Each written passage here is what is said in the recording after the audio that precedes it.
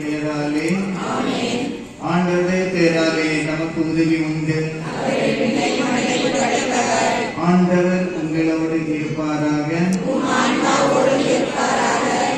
அன்பு சகோதரமே, நாம் அனைவரும் ஒரே குடும்பமாக இறைவன் நமக்கு கொடுத்த தர்மியான மாலை வேளையில் ஒரே குடும்பமாக நம்முடைய பாதுகாவலர் புனித அந்தோணியாருக்கு திருவிழா எடுப்பதற்காக நாம் இங்கே வந்திருக்கின்றோம்.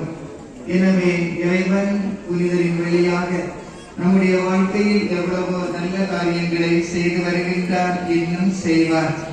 எனவே நாம் இந்த கொடியை மந்திரித்து அதனை ஏற்றுவதற்கு முன்னால் சிறிது நேரம் கண்களை மூடி நாம் செய்த குற்றமுறைகளுக்காக இறைவனிடம் மன்னிப்பை வேண்டுவோம்.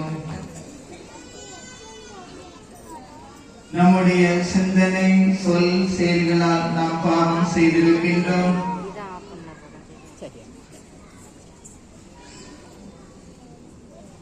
உங்களோடு இருப்பாராக.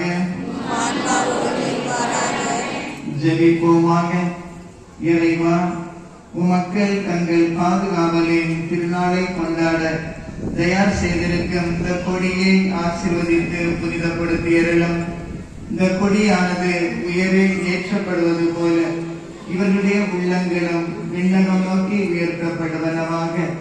இந்த நவ நாட்களில் இக்கொடியை காண்போர் அனைவரும் உம் திருமகன் இயேசுவின் தூய இதயத்தை, உம்முடைய அன்னையும் எங்களுடைய தாயுமாகிய கன்னிமரியாளும் எங்களுடைய பாதுகாவலான திரு அந்தோணி நினைவு கூர்ந்து அவர் தம் முன்மாதிரியை பின்பற்றி உமக்கு ஏற்றவர்களாக என்றும் வாழ்வார்களாக.